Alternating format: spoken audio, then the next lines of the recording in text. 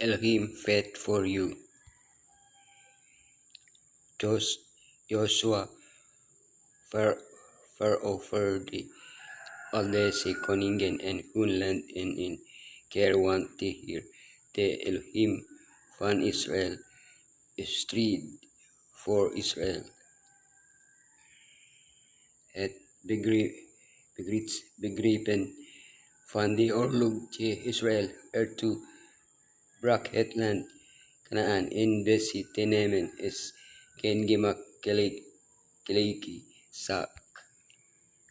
Net zoals het nooit Elohims bedoeling was dat de zonde zou bestaan, was het ook niet de bedoeling dat er oorlog zou bestaan. Waarom sterven er dan zoveel mensen? Kan die oorlog al als heilig worden beschouwd?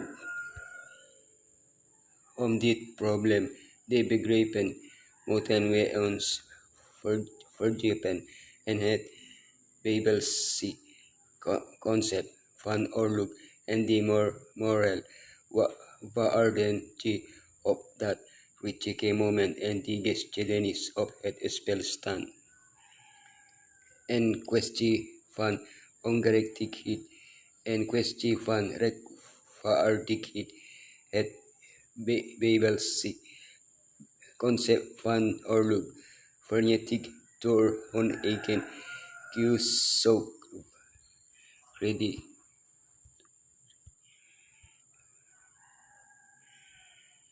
In kwestie van ongerechtigheid, de vierde generatie zal weer terugkeren, want de maat van de ongerechtigheid van de anorexia in stone ten the archaeology have untold that the religie van Canaan precious was what the Bible said to venerate Baal-Sigeri communicate the Doden Spiritism and Kenderovers. Hiraan mo et de rite van die heilige prostitute for them to give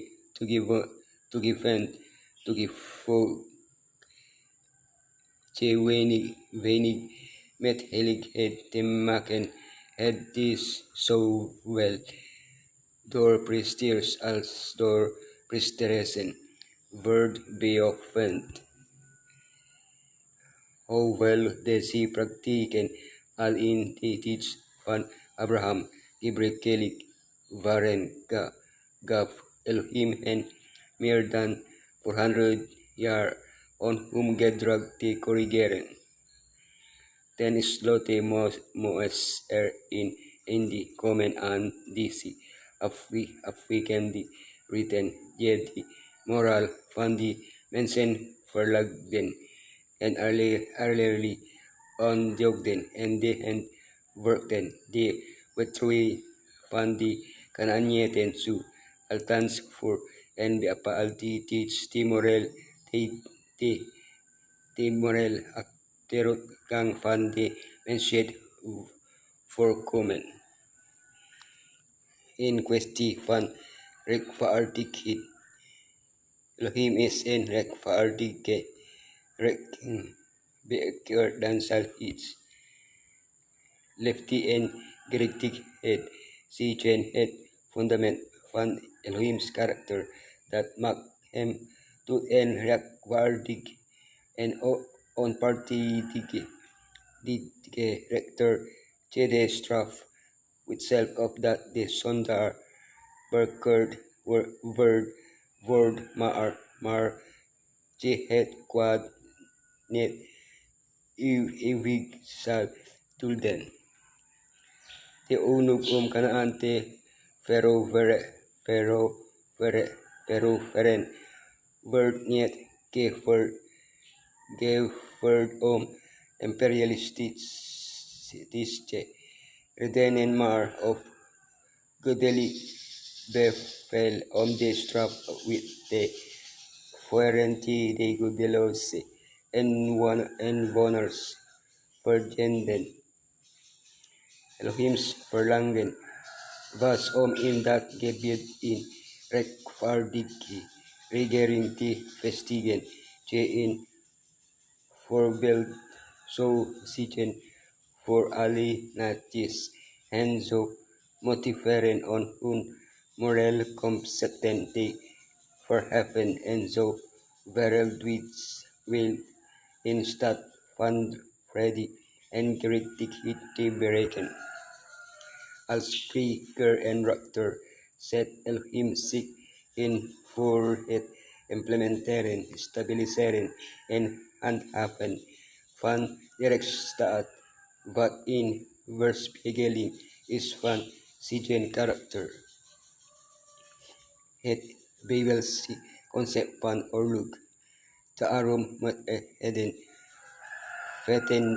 weten dat het de Heer of Elohim is the for all with the Jordan overtrek and verteret for he shall hen wegvagen and he shall hen on verpen o zult en with onbesit verdriven en al snel ombrengen zoals die hier tot gesproken heeft. Bijbels gezien moesten oorlogen beperkt blijven tot specifieke situaties en werden ze door Elohim zelf gedefinieerd. Dit zijn de regels die van toepassing waren op oorlogen die door Elohim waren getoriseerd en beroepspliger was niet toegestaan. De soldaten werden niet betaald en konden soms zelfs geen buit meenemen. De oorlogvoering was alleen toegestaan voor de verovering of verdediging van het beloofde land op dat specifieke historische moment. Ze werden geleid door profeten die door Elohim waren geïnspireerd, zoals Moses of Joshua. Christelijke voorbereiding was vereist voor de slag. Elke Israëliet die zich niet aan die oorlogsregels hield, werd als een vijand behandeld. Bij vele gelegenheden kwam Elohim direct tussen beiden in de strijd. Vernietigd door hun eigen keuze. Woensdag. So verslog Joshua heel het land, het bergland, het Zwitserland, het laagland en de hellingen en al hun koningen. Hij liet gaan overlevende over het slog alles wat Adam had met deban zoals die hier de Elohim van Israël geboden had.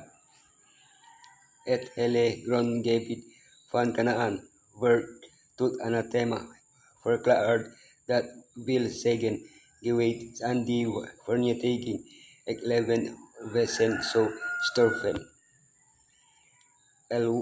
Waren echter uitzonderingen. Degenen die bestemd waren voor vernietiging en Elohim gehoorzaamden, konden leven bij Rahab. Israëlieten die Elohim ongehoorzaam waren moesten ter dood worden gebracht bij Akan. for Elohim burden Kanaanyeten and Israelieten, kilik bestowed on partidig, het first kill bastat somigen, erfor kosen omti volharden in un rebelitegen. Elohim terwil anderen erfor kosen om hemti ihorsamen. Nu beslessing nog stits an ons. Vanner Yeshua kom Zulen ve worden. Carried of Vernetic doors ons. Igen Kius. Zo Freddy. And also of third stel ik Freddy and also of sinners directic hit. Yeshua vorti Freddy force. Ginuem he kwam on Freddy te brengen en he sal en Freddy regeren. Maar to dat zeien Frederik werkelijk het woord blijven we in door oorlog verscheurd gebied ondergedompeld in het cosmische conflict tussen goed en kwaad. Toen het Syrische leger dotan belegerde om de profeet Elisa gevangen te nemen, vroeg het Elohim niet om het hemelse leger dat hem omringde, de Syriërs te laten vernietigen en plaats daarvan vroeg hij om het verblinde Syrische leger naar Samaria te leiden, zodat hij eenmaal daar vrede kon brengen tussen de twee oorlogvoerende naties. There is het voorbeeld dat Yeshua ons leerde altijd vrede zoeken in conflicten, om het kwade te overwinnen met het goede.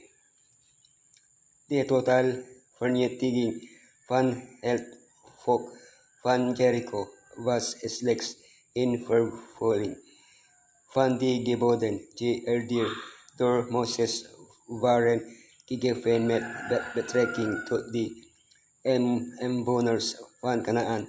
Vervullijken deze geboden in strijd te zijn met de geest van die en barmhartigheid die en andere delen van de Bijbel wordt voorgeschreven, maar ze waren in werkelijkheid de voorschriften van oneindige wijsheid en godheid. Elohim stond op het punt om Israël in Canaan te vestigen en onder een natie en regering te ontwikkelen die een manifestatie van zijn koninkrijk op aarde zouden zijn. Zij moesten niet alleen erfgenamen van de ware religie zijn, maar ook de beginselen ervan over de hele wereld verbreiden. De Kanaanieten hadden zich overgegeven aan het smerigste en meest vernederende eigendom, en het was noodzakelijk dat het land gesufferd zou worden van wat zo zeker de vervulling van Elohims genadige bedoelingen zou verhinderen.